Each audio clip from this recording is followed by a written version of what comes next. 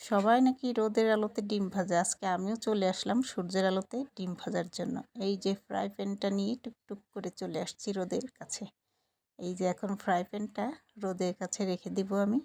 আসলে কি সত্যি রোদের তাপে ডিম ভাজা হয়? ফেসবুকে যা দেখি সেটা কি সত্যি? সত্যিই কি রোদের তাপে ডিম ভাজা যায়? তো চলুন আজকে সেটাই দেখব, যে এর পিছনে কি আছে আর সামনে কি আছে।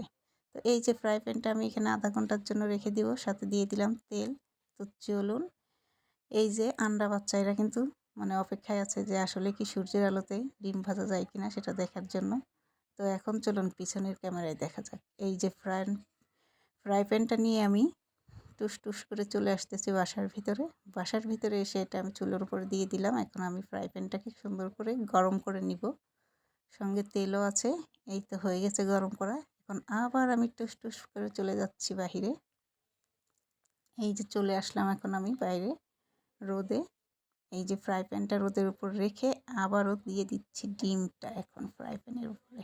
এই দেখুন, সত্যি সত্যিই কিন্তু সূর্যের আলোতে ডিমটা ভাজা হয়ে যাচ্ছে, আপনারা দেখতেই পারতেছেন।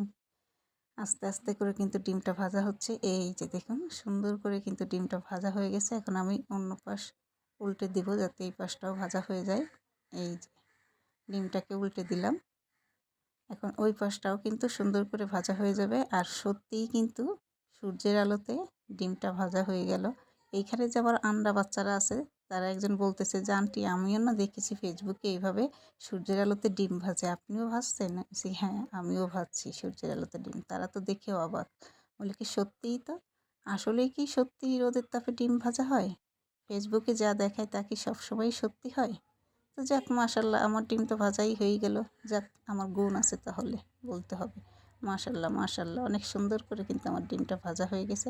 আর এই যে আন্ডা বাচ্চাগুলো অপেক্ষা করতেছে সূর্যের আলোর ভাজা ডিম খাবে। তো যাই হোক, সবাই ভালো থাকেন, আল্লাহ হাফেজ।